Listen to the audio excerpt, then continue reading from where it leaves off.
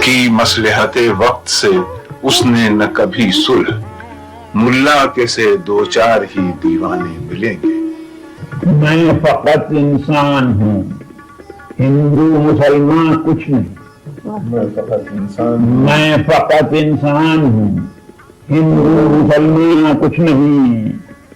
मेरे दिल के दर्द में तफरीक ईमान कुछ नहीं। धर्म के नारे लगाकर हर तरफ एक कत्लो खून, धर्म के नारे लगाकर हर तरफ एक कत्लो खून। जैसे ईमान ही है सब कुछ और इंसान कुछ नहीं। क्या बात। मुल्ला साहब ने उर्दू के मुतालबे को सियासत से जोड़ने की हमेशा मुखालिफत की। उन्होंने इस बात पर जोर दिया कि उर्दू वालों को खुद उर्दू की हिफाजत, तालीम और तरक्की के लिए कोशिश करनी चाहिए। उर्दू के बिही खान से मेरी दरखास्त है कि वो उर्दू के मुतालबे को किसी सियासी नजरिए से वाबस्ता न होने दे और न उसे किसी मजहब या फिरके का खुसूसी हक समझे। ये मुतालबा जितना भी ज्यादा गैर मजहबी होगा उतना ही ज्यादा जानदार और तवाना होता जाएगा। मुल्ला साहब हमारे कंपोजिट कल्चर की अलामत है। एक बार उन्होंने कहा था कि मैं अपना मजहब तब्दील कर सकता हूँ लेकिन अपनी जबान नहीं बदल सकता। आइए इस मुनफरिद शायर के सफर में कुछ दूर हम भी उनके साथ चले। अपने पैरों पे हमेशा से खड़ा है मुल्ला, उसके कदम में कोई हिस्सा किसी शाने का नहीं। मुल्ला साहब, आपकी अदबी जिंदगी का आगाज कब हुआ और आपने अपने इजहार के लिए शायरी ही को क्यों पसंद की? अब ये कहना कि क्यों शुरू किया, इसका तो जवाब देना आसान नहीं है। ये तो गोया अपने आप इंसान के ज़हन पर, इंसान की जिंदगी पर किस तरीके से कोई चीज सामने आती है जिसको वो करना शुरू कर देता है। मेरे लिए तो जवाब देना है कि मैंने शायरी क्यों करना शुरू की, ये तो मुमकिन नहीं है। लेकिन कब शुरू की इसके बारे में अर्ज करता हूँ। मैंने शायरी शुरू की है सन 1925 से, और वो जमाना जो था उस वक्त जिसको हम कहते हैं कि नया दौर उर्दू अदब का शुरू हुआ है, वो शुरू हो चुका था। इकबाल की शायरी थी, चकबस्त की शायरी थी। शेर है, आपके पांव के नीचे दिल है, एक जरा आपको रहमत होगी। कत्ल आशिक पर फरिश्ता मौत का बदनाम है, कत्ल आशिक पर फरिश्ता मौत का बदनाम है। वो हंसी रोते हुए बैठा है जिसका काम। तो गया जोर जो साथ सारा था उस वक्त हुस्न बयान पर था और एक तहजीब को गया जिस तरीके से पेश करना चाहते थे उस जमाने की, वो पेश किया है। मुल्ला साहब, अब तक आपके कितने मजमूए शाया हो चुके हैं और उनमें से किन मजमूओं पर आपको इनामात और एजाजात मिले? ये पहला मजमूआ जो मेरा था वो जोशी था, और उसके बाद दूसरा मजमूआ था कुछ जर्रे और कुछ तारे। ये छोटा सा मजमूआ था, कुछ जर्रे और कुछ तारे। उसके बाद तीसरा मजमूआ मेरी हदीसें उनके गुरेजा, जिस पर मुझे साहित्य अकेडमी अवार्ड मिला। उसके बाद मेरा चौथा मजमूआ था, एक उन्होंने अलीगढ़ से इंतखाब मुल्ला करके शाये कर दिया था जिसमें कोई नई चीज नहीं थी। मेरा पांचवा मजमूआ जो था वो सियाही की एक बूंद, जो बड़ा कॉन्ट्रोवर्शियल हो गया था। खून शहीद से लिए उम्मत में कुछ सिवा, फनकार के कलम की सियाही की एक बूंद। मुल्ला साहब, आपके हमअसर शायरों में जोश, फराक और फैज को बहुत मकबूलियत हासिल हुई। उनकी शायरी के बारे में आपकी क्या राय है? आपने बड़ा टेढ़ा सवाल किया है कि मुमकिन है मेरे जवाब से कुछ लोग नाराज हो जाएं, लेकिन ये कि जहां तक फैज की शायरी का सवाल है, मैं तस्लीम करता हूं कि फैज जो थे वो बड़े शायर थे। उनकी बड़ाई इस बात में थी कि उनकी जिंदगी जो थी شاعری ان کی زندگی کا ایک عکس اور ایک خلوص ان کی شاعری میں ہے، اور انداز بیان جو ہے وہ شاعرانہ ہے، فکر ان کی اپنی ہے، طریقہ اظہار ان کا اپنا ہے، تو وہ تو یقیناً ایک بڑے شاعر تھے۔ جوش صاحب کا ایسا زبان پر قدرت رکھنے والا شاعر شاید اردو ادب نے پیدا نہیں کیا۔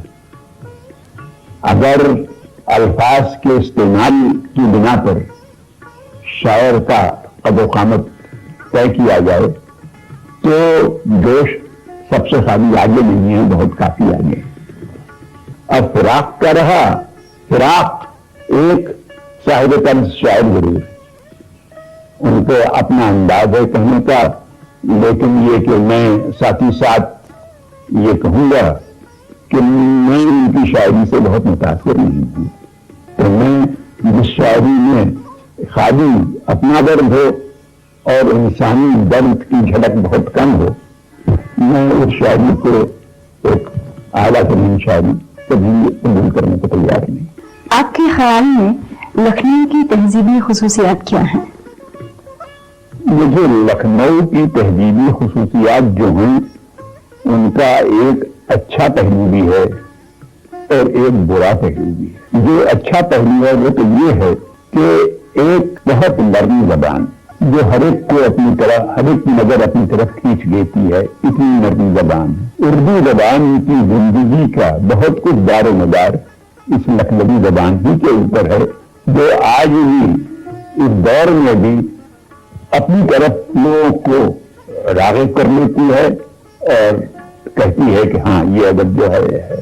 اچھا، اردو شاعری کے موجودہ صورتحال کے بارے میں آپ کا کیا خیال ہے، اور آج کی غزل یا نظم کے بارے میں آپ کیا سوچتے ہیں؟ کہ مجھ کو تھوڑی بہت مایوسی ہوتی ہے آج کل کے شعراء کا کلام سن کے۔ ایک تو یہ کہ نظمیں کہنا بہت کم ہو گئی۔ ایک زمانہ بیچ کا آیا تھا، ترقی پسند دور کا جب عروج تھا، کہ جب نظموں کی طرف توجہ زیادہ تھی اور غزل کی طرف توجہ کم تھی۔ اب پھر غزل کی طرف توجہ زیادہ ہوئی ہے۔ میں اس کو برا نہیں کہتا کہ غزل کی طرف توجہ ہوئی ہے، لیکن نظم کو بھول کے نہیں لینا چاہیے۔ نظم کے بغیر خالی غزل جو ہے وہ ہے، لیکن یہ کہ وہ ادب کا ایک پوری تصویر پیش نہیں کرتی۔ ایک تو یہ کہ آج کے شاعر نظم بہت کم کہہ رہے ہیں، غزل زیادہ کہہ رہے ہیں۔ دوسرے یہ کہ غزل ایک ایسا صنف سخن ہے کہ جس میں نرم زبانی ایک نہایت ضروری کی، غزل کو آپ بغیر جذبے کی تھرتھراہٹ دیے ہوئے الفاظ کی بندش میں جو ہے اس کے بغیر اپنی طرف لوگوں کی توجہ کھینچ نہیں سکتے غزل کے اشعار میں۔ لیکن آج کل ذہن میں نئے نئے خیال پیش کرتے ہیں، نئی نئی صورتیں پیش کرتے ہیں، لیکن وہ ذہن پر زور زیادہ ہے اور جذبے کا اس میں ان سے بہت غائب سا ہو گیا ہے۔ آپ اپنی کوئی تازہ غزل ہمیں سنائیں۔ اتفاقاً پس مدت جو وہ راہوں میں ملے، اتفاقاً پس مدت جو وہ راہوں میں ملے، کتنی یادوں کے دیے جل کے نگاہوں میں ملے۔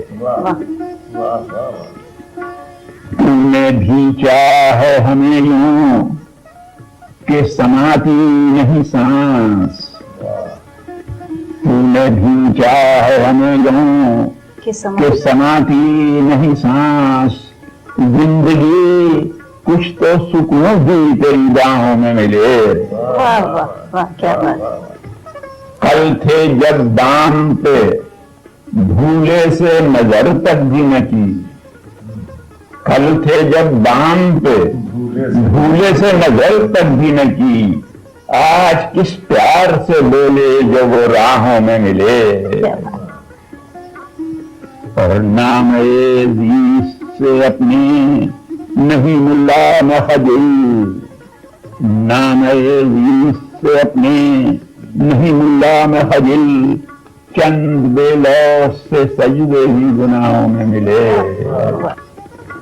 میاں صاحب، اردو تنقید کیا آپ کی نگاہ میں تنقید کا صحیح حق ادا کر رہی ہے؟ آپ اردو کے کن ناقدوں کو اہمیت دیتے ہیں؟ ایک آل احمد سرور اور دوسرے احتشام سے۔ ملا صاحب، مجھے خیال ہوتا ہے کہ احتشام صاحب نے اور سرور صاحب نے آپ کو باقاعدہ ترقی پسند شاعروں میں شمار کیا تھا۔ ہاں یہ صحیح ہے کہ انہوں نے مجھے ترقی پسند شاعروں میں شمار کیا تھا، لیکن کہ میں آپ کو ایک اور بات بتاؤں، میری ایک نظم ہے گمراہ مسافر، جی، وہ میری خاص نظموں میں ایک نظم ہے، کیونکہ وہ انسانی تاریخ جو روز آفرینش کے بعد آج تک انسان اس قرۂ خاک پر جس طریقے سے اس نے سفر کیا ہے، میں نے اس کو 12-13 شعر کے اندر اس کی اجمالی تاریخ کر کے اس نظم میں پیش کی۔ مرزا صاحب، تحریک آزادی میں اردو ادب کا آپ کی نگاہ میں کیا حصہ ہے؟ اور میں ایک اور حوالے سے یہ بات جاننا چاہوں گا کہ آپ کی اپنی شاعری میں تحریک آزادی میں کیا رول ادا کیا ہے؟ دیکھیے، میری شاعری اپنی نزدیک تو میں نے جو بدلتا ہوا دور ہے زندگی کا، جو انسانی قدریں ہیں ان کی ترجمانی کی ہے۔ صحیح۔ تو اگر میری یہ رائے صحیح ہے تو اس صورت میں ظاہر ہے کہ میں بھی ترقی پسند ہوں، کیونکہ میں خالی آج کے بارے میں نہیں بلکہ انسانی سفر کس طرح ہونا چاہیے، انسانی قدریں کیا ہونا چاہیے، کل کی دنیا کیسے ہونی چاہیے، کل کی طرف ہمیں کس طرح بڑھنا چاہیے، اس سب کا ذکر میری شاعری میں ہے اور بہت واضح الفاظ میں ہے۔ جو میرا نظریہ ہے اس کو میں نے پیش کر دیا ہے۔ تو اس طریقے سے یقیناً میں ترقی پسند ہوں، کیونکہ میں کل کی باتیں کرتا ہوں اور گزرے ہوئے کل کی یا خالی آج کی باتوں پر اپنے آپ کو محدود نہیں کرتا ہوں۔ اور ترقی پسندی میں ایک وہ دور میں ایک ہوا تھی، اس کو آپ نے کمیونزم کے ساتھ جوڑ کر ایک سیاسی نظریہ کمیونزم کا اختیار کر کے آپ نے اس کو پابند کرنا چاہا۔ آپ نے ترقی پسندی کی طرف توجہ ضرور کی، لیکن یہ کہ کمیونزم پر اصرار کرنے کی وجہ سے آپ نے اس شاعری کی اہمیت کم کر دی میرے نزدیک۔ گزشتہ 65 برسوں میں آپ کا تعلق کسی نہ کسی شکل میں انصاف اور عدالت سے رہا ہے۔ اس دوران کئی عجیب و غریب مقدمات بھی آپ نے کیے ہوں گے۔ آپ اپنی کن فیصلوں کو تاریخ ساز سمجھتے ہیں؟ آپ کیا عدلیہ میں کنہیں اور ریفارمز کی ضرورت محسوس کرتے ہیں؟ دیکھیے، قانون اور انصاف کا کام کیا ہے؟ اس کو زندگی کے ساتھ چلنا ہے۔ آپ دیکھ رہی ہیں کہ آج زندگی کتنی تیز رفتار ہو گئی ہے، اور اگر زندگی میں قدریں بدل رہی ہیں، اگر زندگی کے اندر چیلنجز جو ہیں مختلف ہو رہے ہیں، تو اگر عدالتیں اس زندگی کے ساتھ ساتھ ان چیلنجز کا اسی طریقے سے جس طریقے سے کہ وہ دور مطالبہ کرتا ہے تبدیلی اپنے قانون میں نہیں کریں گی تو پرانے قانون سے کیسے ہو سکے گا؟ کتنی صورتیں بدلتی ہوئی زندگی میں آتی ہیں کہ یہ نئی صورت پیدا ہو گئی ہے، ان کے لیے تو قانون میں تبدیلی ہونا ضروری ہو جاتا ہے۔ تو ہمارے دستور ہند کے معماروں نے جو سماج میں جو سب کے لیے انصاف ملنے کا خواب دیکھا تھا، آپ کو لگتا ہے کہ ہماری جو جوڈیشری ہے اس کو پورا کر پا رہی ہے؟ دیکھیے، جوڈیشری کے بارے میں اعتراض نہیں کرتا، جوڈیشری اپنی بساط پر ان کو پورا کرتی ہے، لیکن وہ تبدیلی اتنی تیزی سے ہو رہی ہے کہ قانون بھی بدلنے کی ضرورت ہوتی جاتی ہے گھڑی گھڑی، خود کانسٹیٹیوشن میں تبدیلی کی ضرورت ہوتی جاتی ہے کہ نئی صورتیں جو پیدا ہو رہی ہیں ان میں کیا کیا جائے اور کیا نہ کیا جائے۔ اور یوں تو جس طرح سے کہ ہر شعبے میں زندگی کے کچھ کمزوریاں آئی ہیں تو جوڈیشری بھی اس سے محفوظ نہیں رہی، جوڈیشری میں نہیں آئی ہیں، لیکن یہ کہ یہ کہنا کہ خالی جوڈیشری میں کمزوری آئی ہے اور وہ جو قانون کا نفاذ اس وجہ سے نہیں ہو رہا ہے کہ جوڈیشری میں کمزوری ہے، یہ صحیح نہیں۔ پر کیا کمزور ترین طبقوں کے حقوق کا تحفظ ہو رہا ہے؟ کمزور ترین طبقوں کے حقوق کا نفوذ جو ہے وہ قانون کے الفاظ میں جب تک کہ نہیں ہوگا، جب تک کسی جج پر یہ چھوڑ دینا کہ تم اس خیال سے اس کو ہے اس کے ساتھ انصاف کرو، بڑا مشکل ہو جائے گا. یہ تو قانون کی تبدیلی ہے، اس حق کا ریکگنیشن قانون میں ہونا چاہیے، اور پھر اگر جوڈیشری اس کو نہ مانے تب اعتراض ہونا چاہیے کہ جوڈیشری اس قانون کو نہیں مان رہی ہے.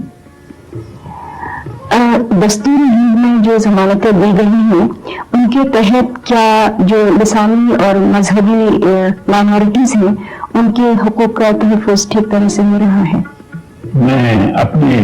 میں اردو بولتا ہوں، اردو میری مادری زبان ہے.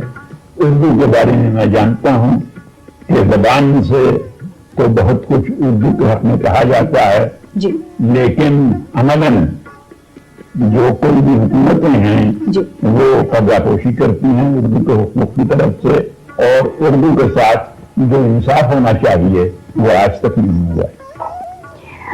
آپ ہمیشہ آزادی کے بعد سے اردو کے حقوق کے لیے کوشش کرتے رہے ہیں. میں اردو کے حق کے لیے کوشش نہیں کرتا رہا ہوں، اپنی مادری زبان کے حق میں کوشش کرتا رہا ہوں جو میرا قانون بہت صحیح حق ہے. جی، تو آپ کے خیال میں ہندوستان میں اردو کا جائز مقام کیا ہے؟